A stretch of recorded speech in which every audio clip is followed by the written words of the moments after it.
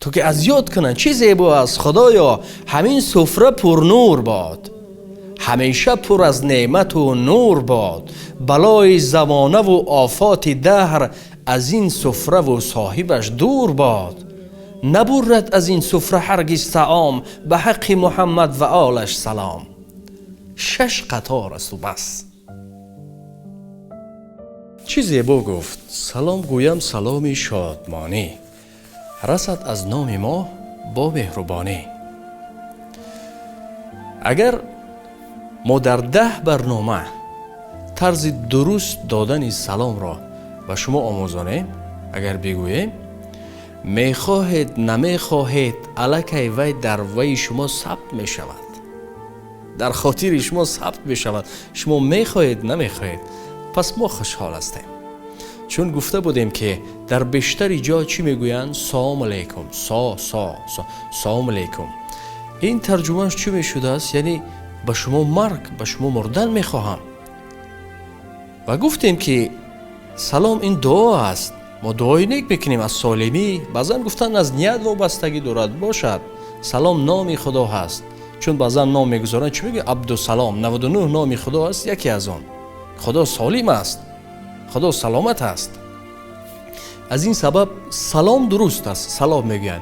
یا سلام علیکم هم اجازت دادن، نیمپور است. حتی بعد طرز زیبایش گفتن السلام علیکم، السلام علیکم. در جوابگاه اسمسی است، بیشتر میبینید که مینویسند و علیکم السلام، و علیکم السلام. ان همون اسش خطا است. وقتی جواب دادن چگونه است؟ و علیکم او، و علیکم سلام، تنها سلام، و علیکم سلام. برنامه رو شروع میکنیم. یک رولیک تماشا کردم. اصلا هر رولیک ها از زندگی مردم میگیرن، از زندگی مردم میگیرن و به مردم چی؟ به این واسطه میخوان بفهمونن.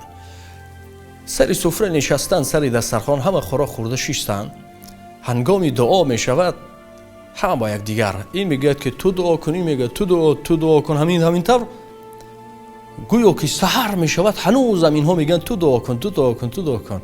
سببش چی است؟ سببش اکثر بیچاره‌ها نمیدونن دعا را. دعا اصلا چی است؟ تمنیات است. چی میخواهید از خدا؟ یک دعای بسیار زیبای تاجیکانه است. خواستم برای شما او را در همین پایان من می نویسم با طرز اسمسی. شما می توانید اسکرین شات کنید، برای شما ضرور می شود. ما چندین جای ها می رویم.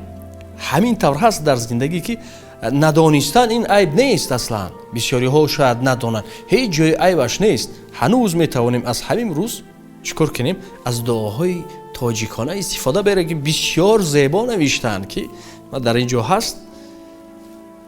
و از شما خواهش نمیکنیم، و بعضا خواهش الهیده سپارش از شما سپارش میدیم که با پدران خود، با باباهای خود بدید. ببینید چه زیبا نوشته است. الها، خدایا همین سفره پر نور باد، همیشه پر از نعمت و نور باد. بلای زمانه و آفات دهر از این سفره و صاحبش دور باد. نبرد از این سفره هرگز طعام، به حق محمد و آلش سلام. چه دعای زیبا است، دعای تاجیکانه. دوست می‌داریم که همون سفیدهای ما، پدرهای ما، جوانای ما وقتی که سری دسترخوان می نشینن، وقتی که گوین که دعا کن بگیرن دعا کنن. همین دعا رو من اصلا برای خودم نصب کردم و خواستم از یادش کنم، لیکن شنیدم گفتن که هرچی رو برای خودت دوست می‌داری برای دیگران هم دوستش دار. من گفتم چرا نه؟ آمدم نشستم و همین دعایی که من دوستش داشتم قبولش کردم. در جای نشستم استاد دعا کرد، بسیار مقبولم شد و نوشته گرفتم و خواستم برای شما نیست که دوست داشتم که شما برای پدرانتان بدید و یا نوار را روان کنید برای دوستانتان، تو که از یاد کنن چه زیبا است. خدایا همین سفره پر نور باد، همیشه پر از نعمت و نور باد. بلای زمانه و آفات دهر از این سفره و صاحبش دور باد. نبرد از این سفره هرگز طعام، به حق محمد و آلش سلام. 6 قطار است و بس. ما کوشش میکنیم، شاید بعدا نقص‌هایی هست در جامعه، تا خودمان، تا چینی فهمیشمان برای شما بفهمانیم و ما نیز خرسند میشویم. باقی خدا ما و شما را در پناهش نگاه دارد و از خدا میخواهیم هرچی به فایده ما از بدهد، هرچی به فایده ما از بدهد و هرچی بر ضرر است دورش بگرداند. تا برنامه های آینده، خدا شما را نگاه دارد.